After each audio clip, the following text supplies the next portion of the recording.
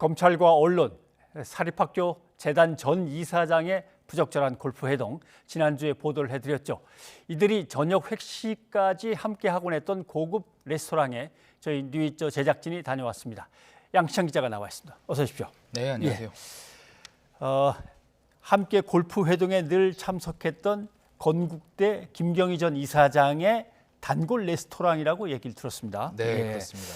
자, 이번 의혹의 어떤 핵심 장소가 되기도 하는데 어디에 있는 겁니까? 네, 서울 성북동에 있는 고급 이탈리안 레스토랑입니다. 고급 주택 단지 그 한 가운데 있어서 일반인들에게는 많이 알려지지 않은 곳입니다. 예. 이곳에서 앞서 말씀드린 지난해 광복절 골프 회동 멤버인 김경희 전 건국대 이사장과 예. 조선일보 이동훈 전 논설위원 또 이방현 검사가 모여서 저녁을 먹었고요. 자신은 골프를 치지 않았지만 이 회동을 주선한 가짜 수선업자 김모 씨도 참석했습니다. 제가 현장에 가보니까 이 뮤지컬 박정희를 홍보하는 포스터가 군데군데 붙어 있었고요. 예.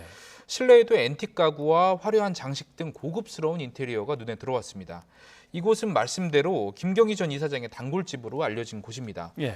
이 레스토랑 공식 SNS를 봐도 김 전 이사장이 찍힌 사진이 굉장히 자주 등장하거든요. 또 건국대 학교 관련 행사를 이곳에서 진행한 사진들도 있었습니다. 네. 지난해 광복절에 골프를 친 뒤 김 전 이사장이 이 장소를 선택해서 구성원들을 초대한 이유로 보입니다. 앞서 전해드렸듯이 지난해 광복절 골프 모임은 이 참석자들 사이에 여러 가지 의혹이 동시에 연결이 되는데요. 네. 먼저 이동훈 전 위원이 가짜 수선업자 김 씨로부터 골프 클럽 세트를 선물 받았다는 의혹이 있죠. 네. 이 전 위원은 중고 아이언 세트만 빌렸다 이렇게 해명했지만 경찰은 가짜 수선업자 김 씨가 이 골프채를 산 그 업체를 특정한 것으로 전해졌습니다. 그러니까 중고가 아니라 새 제품을 사서 줬다는 쪽에 힘이 실리는 대목입니다. 또 다른 의혹은 이제 건국대 관련 내용인데요. 김 전 이사장이 이 동석한 이방현 검사에게 건국대가 옵티머스에 120억 원을 투자한 사건에 대한 수사 무마 혹은 불기소 청탁을 했을 가능성입니다. 네.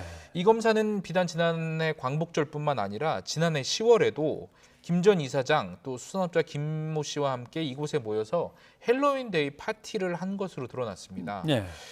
하지만 제가 만난 레스토랑 사장은 김 전 이사장이 누구와 함께 왔는지 또 그 인사들이 그 이후에 얼마나 자주 왔는지에 대해서 질문에 즉답을 피했습니다. 한번 들어보시겠습니다. 네.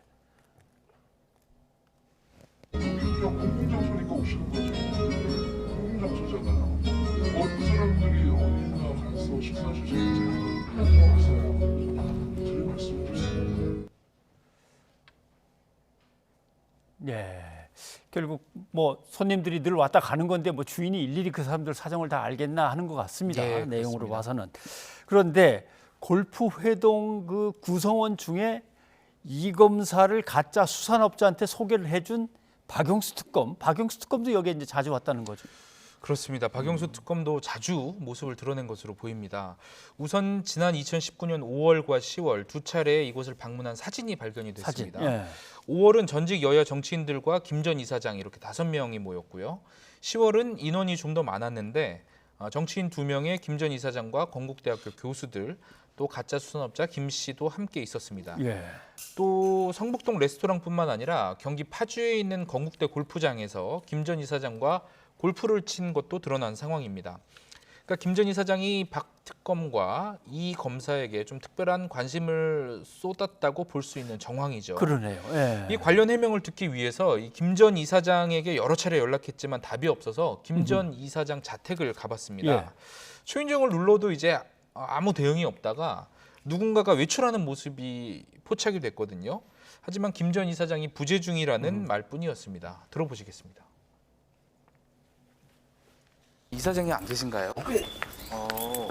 어디 혹시 가셨나요? 언제 돌아오세요?